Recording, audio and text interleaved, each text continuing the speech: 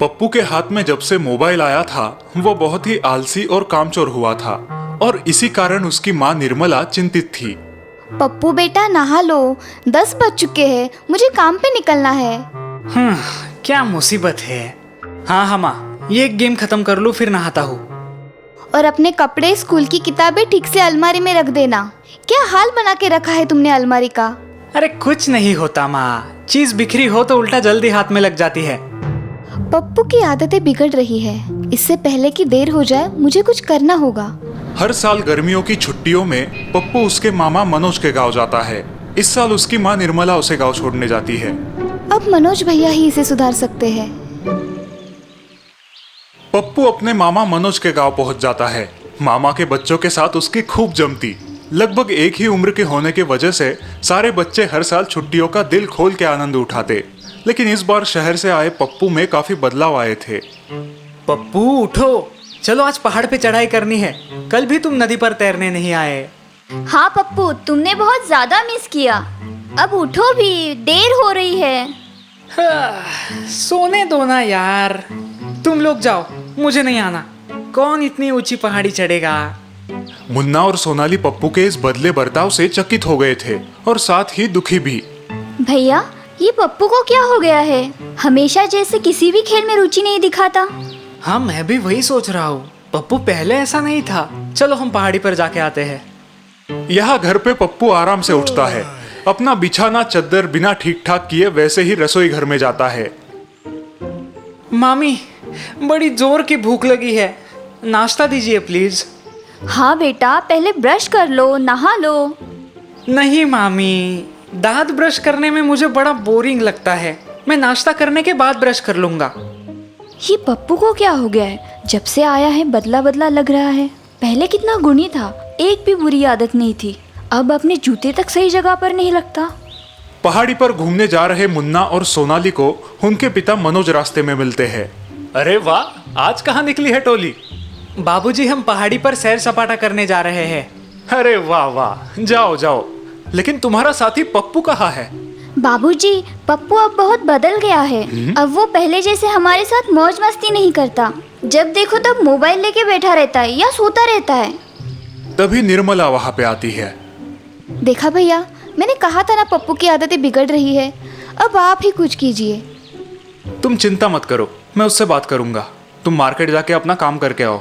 मनोज घर आता है तब पप्पू एक खटिया पर बैठकर मोबाइल पर गेम खेल रहा है। उसकी चद्दर बिछाना अभी भी वैसे ही अस्त व्यस्त पड़ा है। पप्पू की ये बुरी आदत छुड़ा नहीं पड़ेगी। क्यों भांजे, क्या चल रहा है? तुम गए नहीं पहाड़ी पे? नहीं मामा, इतनी ऊंची पहाड़ी चढ़ना अब बहुत बोरिंग लगता है मुझे। उससे अच्छा यहाँ मोबाइल पे बैठे बैठे ही अच्छा टाइम पास हो जाता है। मनोज रसोई में आते हैं। मामी उन्हें पप्पू के बदले व्यवहार के बारे में बता देती है। पता नहीं ऐसा क्यों लगता है, पप्पू सारी अच्छी आदतें भूल गया है। कल भी दोपहर 3 बजे स्नान किया था उसने। मैं बात करूंगा उससे। दूसरे दिन मनोज सारे बच्चों को लेकर नदी किनारे घूमने आते हैं। रास्ते में काफी पेड़ पौधे और हरी घास है। पप्पू, एक पेड़ का गिरा हुआ पत्ता ले आना तो। थोड़ी देर चलने के बाद मनोज पप्पू को पेड़ की एक छोटी टहनी तोड़ने को कहता है। पप्पू आसानी से वो काम कर देता है। थोड़ा और आगे जाने के बाद मनोज पेड़ की थोड़ी बड़ी शाखा तोड़ने के लिए कहता है। इस बार पप्पू को थोड़ी मुश्किल होती है, लेकिन जोर लगा के वो पेड़ की छोटी टहनी तोड़ ही लेता है। मामा, ये क्यों करवा रहे हो आप मुझसे? बताता हूँ बेटा। थोड़ा आगे जाने के बाद मनोज पप्पू को एक पौधा उखाड़ने का चैलेंज देता है। पप्पू बहुत जोर लगाता है और जैसे तैसे वो पौधा तोड़ लाता है। मामा, बस अब आगे जाके मुझे पेड़ उखाड़ने के लिए मत बोलिए। इस पौधे ने मेरी पूरी ताकत ले ली है। मामा हंसने लगते हैं। सारे बच्चे आश्चर्य से एक दूसरे की ओर देखते हैं। मामा सबको लेके एक बड़े से वृक्ष की छांव में बैठ जाते हैं। पप्पू, मैंने तुम्हें जो काम करने के लिए कहे हैं, क्या उनका मतलब तुम समझ गए? नहीं मामा, टहनी तोड़ना तो आसान था, लेकिन वो पौधा उखाड़ते उखाड़ते मेरी हालत खराब हो गई। एकदम सही कहा तुमने। यही बात हमारे आदतों को भी लागू होती है। क्या मतलब बाबूजी? हम समझे नहीं। इसका मतलब बुरी आदतें अगर हम जल्दी से छोड़ दे तो वो आसानी से छूट जाती है। जैसे तुमने छोटे पत्ते टहनी तोड़ लाई। लेकिन जैसे ही हमारी बुरी आदतें पक्की या पुरानी हो जाती है, उनसे छुटकारा पाना बहुत कठिन होता है। एकदम उस बड़े पेड़ की तरह जिसकी जड़ें जमीन में पक्की जम गई है, समझे? पप्पू को उसकी गलतियों का एहसास हो जाता है। वो मनोज मामा को अपने आप को बदलने का वचन देता है और दूसरे ही दिन से पप्पू में आया अच्छा बदलाव घर में सभी नोटिस करते हैं और संतुष्ट होते हैं।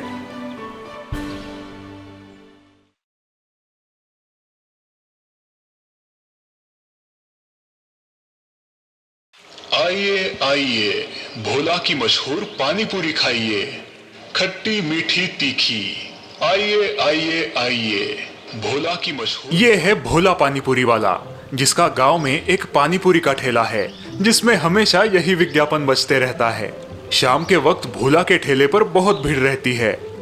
भैया मुझे तीखी, मुझे मीडियम और मुझे मीठी।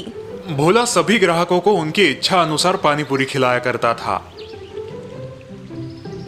रात को 9 बजे भोला अपना ठेला बंद किया करता था और वही बैठकर दिन की कमाई का हिसाब लगाया करता था। आज बिकी 100 प्लेटें पानीपुरी, मतलब आज की कमाई हुई 1000 रुपए और खर्चा हुआ 300 रुपए। दिन ब दिन अपनी बढ़ती कमाई देखकर भोला बहुत खुश था। हर बीते दिन के साथ भोला का व्यापार बढ़ता ही जा रहा था।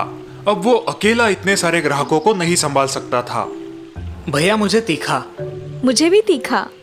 मुझे भी। अब भोला को लगने लगा कि उसे कोई सहायक रख लेना चाहिए।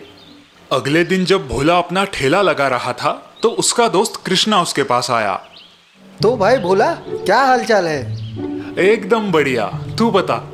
बस वही काम ढूंढ रहा हूँ। बहुत सही समय पर आया है तू। मैं अपनी मदद के लिए एक सहायक ढूंढ रहा हूँ। अरे वाह, तो मैं हूं ना तेरा सहायक। भोला को अपना सहायक मिल गया और कृष्णा को अपनी नौकरी। उसी दिन से कृष्णा भोला की मदद करने लगा। अब जब भी भीड़ होती तो भोला को कोई परेशानी नहीं होती, क्योंकि कृष्णा उसकी मदद किया करता था। वे दोनों सारा काम साथ में करने लगे और हमेशा की तरह आज भी ठेला बंद करने के बाद भोला हिसाब लगाने लगा। आज कुल 180 प्लेटें पानीपुरी बिकी, मतलब 1800 रुपए। खर्चा हुआ 400 रुपए, पूरे 1400 रुपए का मुनाफा। अच्छा है, ये लो भाई कृष्णा, तुम्हारे 300 रुपए। अगले कुछ दिनों तक कृष्णा ने भोला के साथ काम किया और भोला उसे उसकी मजदूरी दे दिया करता था। पर भोला का मुनाफा देखकर कृष्णा को जलन होने लगी। एक सुबह कृष्णा हिसाब करने बैठा। एक दिन के 300 रुपये, पिछले एक महीने में मैंने 9000 रुपये कमाए हैं। ये तो ठीक है, लेकिन भोला रोज का 1200 रुपया मुनाफा कमाता है। इस हिसाब से वो 36,000 रुपये कमाता है। बाप रे, ये तो बहुत ही ज्यादा है। कृष्णा सोचने लगा कि कैसे वो भी भोला की तरह ज्यादा पैसे कमाए। अगर मैं भी पानीपुरी का ठेला लगाऊं तो? और बस तब से कृष्णा भोला के पीछे लग गया। भाई, ये ठेला लगाने में तो बहुत ज़्यादा पैसे लगे होंगे ना? तुमने इतने सारे पैसे कहाँ से लाए? ज्यादा नहीं, बस 3000 लगे थे और उसके लिए मैंने अपनी माँ के कंगन गिरवी रखे थे। भोला कृष्णा को अपना दोस्त समझकर सब कुछ बताता रहा। अगले दिन, भाई मैं सोच रहा हूँ अगर तुम मुझे सामान कहाँ मिलता है ये बता देते तो रोज मैं सामान ले आता, तुम्हारा भार कम हो जाता। हाँ क्यों नहीं कृष्णा। भोला को कृष्णा पर पूरा विश्वास था। भोला उसे अपने साथ बाजार ले गया और उसे सब दुकानें बताई जहां से वो सामान खरीदता था। कुछ दिन बाद, अब मुझे हर चीज पता है और मेरे पास पैसे भी है। यही सही समय है अपना ठेला डालने का। और अगले दिन भोला के बगल में एक और पानीपुरी की गाड़ी खुली। कृष्णा की मजेदार पानीपुरी, आइए चखिए, नए जमाने की नई पानीपुरी। कृष्णा का ठेला देखकर भोला दंग रह गया। तूने मेरे साथ धोखा किया? मैंने कोई धोखा नहीं किया, ये दुनिया का दस्तूर है। चेला कभी ना कभी गुरु पर भारी पड़ता ही है। मैं ही मूर्ख था जो तुझे अपना दोस्त समझ बैठा था। अब गांव में एक साथ 2-2 विज्ञापन सुनाई देने लगे। आइए आइए, भोला की मशहूर पानीपुरी खाइए, खट्टी मीठी तीखी। आइए आइए आइए, कृष्णा की मजेदार पानीपुरी, आइए चखिए, नए जमाने की नई पानीपुरी। और इस वजह से भोला के ग्राहक भी कम हो गए उसके आधे ग्राहक कृष्णा के ठेले पर जाने लगे। मुझे तीखी चाहिए। इतनी बस या और तीखी? और बेचारा भोला ऐसी परिस्थिति में था कि वो कुछ नहीं कर सकता था, क्योंकि भोला ने खुद आस्तीन में सांप पाला था।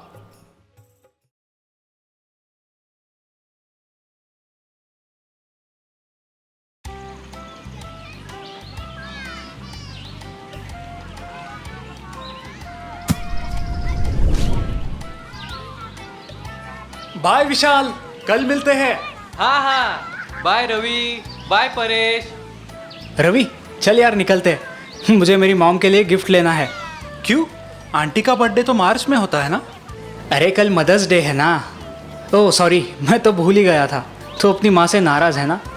रवि और परेश की बात उनके स्पोर्ट्स टीचर विक्रम ने सुनी है। वो दोनों के पास आते हैं। क्यों भाई, कौन किससे नाराज है? कहीं गर्लफ्रेंड वर्लफ्रेंड का चक्कर तो नहीं? नो नो सर, ऐसी कोई बात नहीं। वो दरअसल रवि अपने कज़न के घर शिफ्ट हुआ है ना। ओह, एनीथिंग सीरियस? नो सर, बस ऐसे ही। माँ के साथ मेरा झगड़ा हुआ था। बेवजह बहुत खरी खोटी सुनाई उन्होंने मुझे। बस तब से आंटी से ना मिलने की कसम खाई है इसने सर। मैं तो समझा समझा के थक गया। परेश की बात सुनकर विक्रम सोच में पड़ जाता है। बाय द वे रवि, क्या आज मैं तुमसे गुरु दक्षिणा मांग सकता हूँ? हाँ सर, क्यों नहीं। विक्रम पास ही पड़ा एक बड़ा पत्थर उठा के लाते हैं और अपने टॉवेल से उसे रवि के पेट पे कस के बांध देते हैं। परेश और रवि आश्चर्य से एक दूसरे को देखते हैं। सर, ये पत्थर आपने रवि के पेट पर क्यों बांधा है? कल बताता हूँ। रवि, आज की पूरी रात और कल का पूरा दिन तुम इस पत्थर को अपने बॉडी से अलग नहीं करोगे। याद रहे, बस यही मेरी गुरु दक्षिणा है, समझो। विक्रम के जाने के बाद रवि और परेश अपने अपने घर चले जाते हैं। रवि पूरी रात पत्थर को लिए घर में काम करने की कोशिश करता है, सोने की कोशिश करता है, लेकिन उसे बहुत मुश्किल होती है। ये कैसी गुरु दक्षिणा मांगी सर ने। बहुत तकलीफ हो रही है। ना ठीक से खाना खा सकता हूँ, ना सो पाता हूँ। दूसरे दिन रवि और परेश ग्राउंड पर फुटबॉल की प्रैक्टिस के लिए पहुंच जाते हैं। रवि की हालत देख परेश परेशान हो जाता है। वो रवि को बैठने उठने में मदद करता है। रवि, वो देखो सर आ रहे हैं। बस अब तुम्हें छुट्टी मिल जाएगी। होप सो यार।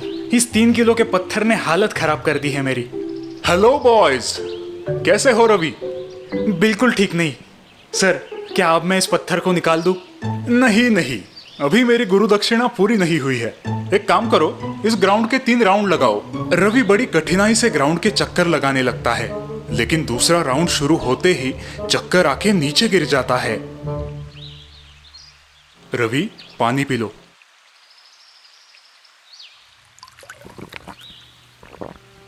ठीक हो ना अब? Yes sir. सर, ये सब आपने किस लिए किया? क्या मुझसे कोई गलती हुई है? हाँ, अपनी माँ को समझने में तुमने गलती की है। आप कहना क्या चाहते हैं सर? रवि, तुम एक दिन के लिए ये 3 किलो पत्थर के साथ नहीं जी पाए, तो जरा सोचो, हमारी माएँ हमें 9 महीने तक अपने पेट में कैसे संभालती है, कितनी परेशानी से गुजरती है। I am sorry sir. आप सही कह रहे हैं सर। इसीलिए माँ को भगवान का रूप मानते हैं। बिल्कुल ठीक कहा तुमने परेश। और इस प्रकार अपनी गलती का एहसास होकर रवि अपनी माँ से मिलने घर लौट जाता है।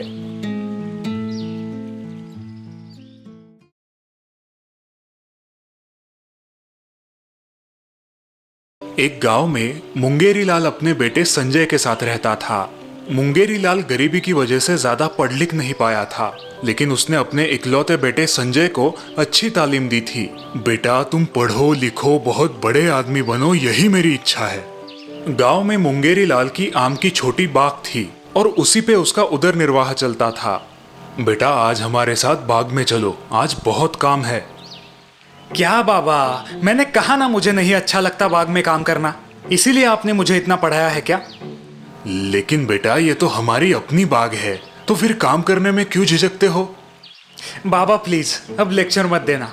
मेरे दोस्त नुक्कड़ पे वेट कर रहे हैं और वैसे भी मुझे बड़ा बिजनेस करना है। ऐसे फालतू काम मुझे नहीं करने। मुंगेरी लाल को लगता था कि संजय को इसी आम के घरेलू व्यवसाय को बड़ा करना चाहिए, लेकिन संजय सिवाय बड़े बड़े सपने देखने के कुछ काम नहीं करता था। दिन भर गांव में दोस्तों के साथ मटर गश्ती करना, नुक्कड़ पे अड्डा जमा के वक्त बर्बाद करना, बड़े बड़े डिंगे हाँकना, यही उसका रूटीन बन गया था। आ गए रामगढ़ के बिजनेस टाइकून।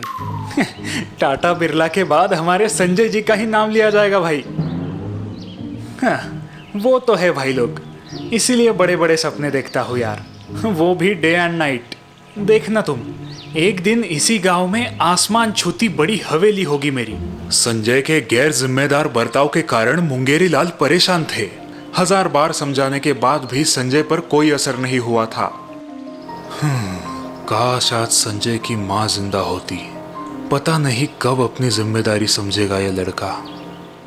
इतने में मुंगेरी लाल के चचेरे भाई हरिमल घर आते हैं। उन्हें देखकर मुंगेरी लाल बेहद खुश होते हैं। कैसे हो छोटे, कितने साल बाद मिल रहा हूँ, चेहरा क्यों उतरा है तुम्हारा? कुछ नहीं भैया, ऐसे ही थोड़ी संजय की चिंता हो रही थी। मुंगेरी लाल से हरिलाल को संजय के गैर जिम्मेदार बर्ताव के बारे में पता चलता है और साथ ही साथ ये भी पता चलता है कि संजय को आम रस बहुत ही ज्यादा पसंद है।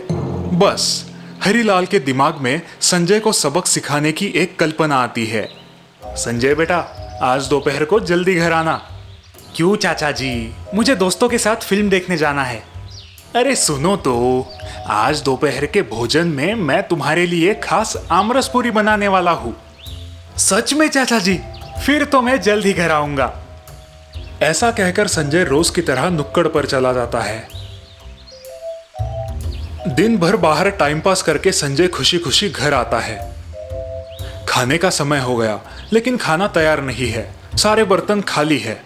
संजय सोच में पड़ गया। कहाँ गए ये लोग? पेट में चूहे दौड़ रहे हैं। भैया वो देखो, संजय आ रहा है, अब क्या करे? तुम बस देखते जाओ छोटे। अरे ये तो यहाँ पर गप्पे लड़ा रहे हैं। बाबा, चाचा जी, भूख के मारे मेरी जान जा रही है और आप यहाँ गप्पे मार रहे हो। कहाँ है आमरस? मंगेरी लाल ने हरिलाल की तरफ इशारा किया और हरिलाल ने पेड़ के नीचे रखे उस पतेले की ओर। ये क्या चाचा जी, पतेली आम के पेड़ के नीचे क्यों रखी है? अरे बेटा, आमरस पेड़ से टपकने की राह देख रहे हैं 4 घंटे से। ये कैसा मजाक है चाचा जी, भूख से यहाँ जान चली जाएगी मेरी। ऐसे तो इस जन्म में क्या, अगले 7 जन्म में भी आमरस नहीं मिलेगा। अब की ना पते की बात तुमने बेटा, यही बात तो मुंगेरी तुम्हें कब से समझाने की कोशिश कर रहा था। मैं कुछ समझा नहीं चाचा जी। बेटा, सिर्फ बड़े सपने देखने से सपने पूरे नहीं होंगे जब तक तुम खुद कोशिश और मेहनत ना करो। संजय को अपनी गलती समझ आ जाती है। वो अपने पिताजी से माफी मांगता है और अगले ही दिन से काम की तलाश करने का वादा करता है।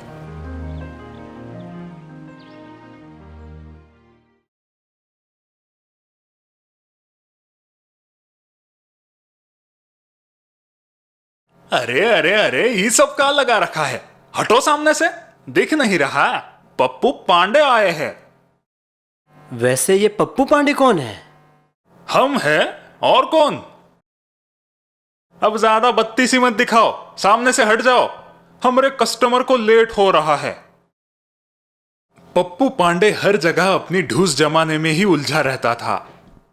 गांव के नुक्कड़ पर उसका अड्डा था, जहां वो बड़ी बड़ी डोंगे हाला करता था। पिछले साल मेरी ऑटो में एक टूरिस्ट पैसेंजर बैठा था। उसके साथ मैं पूरा आगरा घूमा, ताजमहल देखा, उसके साथ बड़े बड़े होटल में रहा, और पूछ मत, वो फॉरेनर तो मेरे सिवा कहीं घूमता ही नहीं था। ऐसा क्या? और नहीं तो क्या। और बस तभी वहां एक दूसरा ऑटो वाला आ गया। भाई, तुम लोगों ने सुना कि नहीं? क्या? यही कि सरकार ने नियम बना दिया है कि आज से सारी ऑटो मीटर के हिसाब से ही चलेगी। अरे बाप रे, अब क्या करेंगे हम लोग? वही जो अब तक करते आ रहे हैं। मतलब? देखते जाओ। अब पप्पू ने सोच लिया था कि वो हर सवारी को गोल गोल घुमाएगा। भाई, लक्ष्मी चौक चलोगे? जी मैडम। लेकिन मीटर से ना? हाँ मैडम, अब सब लोग मीटर से ही चलते हैं, वो सरकार का नियम है ना नया। थोड़ी दूर जाकर पप्पू ने राइट के बजाय लेफ्ट टर्न ले लिया। हमें तो राइट में जाना था ना? मैडम, वहां बहुत ट्रैफिक रहता है, आप फिक्र मत कीजिए, ये शॉर्टकट है। ठीक है। ऑटो को अच्छा खासा घुमाकर पप्पू लक्ष्मी चौक पहुंच ही गया। मैडम 80 रुपए। लेकिन लक्ष्मी चौक के तो 50 ही होते हैं। वो तो हम लिया करते थे, पर अब सरकार का नियम है मीटर के हिसाब से ही पैसे लिए जाए। उस औरत ने मीटर पर देखा और पप्पू को पैसे दे दिए। पप्पू बहुत खुश था। शाम होते ही पप्पू नुक्कड़ पर पहुंचा। अरे यार, इस मीटर ने तो धंधे की वाट लगा दी। तुम लोगों की, मेरी नहीं। मैंने जुगाड़ ढूंढ लिया है। पप्पू ने उन लोगों को सब कुछ बताया। हाँ, ये सही है। कल से हम भी यही करेंगे। अगले दिन से सभी ऑटो वालों ने पप्पू का फंडा आजमाया। वो लोग भी कस्टमर्स को घुमाने लगे। कई दिनों तक ये सिलसिला चलता रहा। फिर ग्राहकों ने ट्रैफिक ऑफिसर से कंप्लेंट की। ट्रैफिक ऑफिसर्स इन लुटेरे ऑटो वालों को पकड़ने के लिए निकल पड़े। वो पहले पप्पू की ऑटो में बैठे। लक्ष्मी चौक? ठीक है सर। पप्पू ने हमेशा की तरह सवारी को घुमाना शुरू कर दिया और उसके पीछे बैठा ऑफिसर ये सब नोट करने लगा। आखिर पप्पू लक्ष्मी चौक पहुंचा। 70 रुपए। 70 नहीं, 7,000 रुपए और 3 महीने की जेल। पप्पू को अपने लालच के चक्कर में हवालात जाना पड़ा, वो भी अपने सभी साथियों के साथ।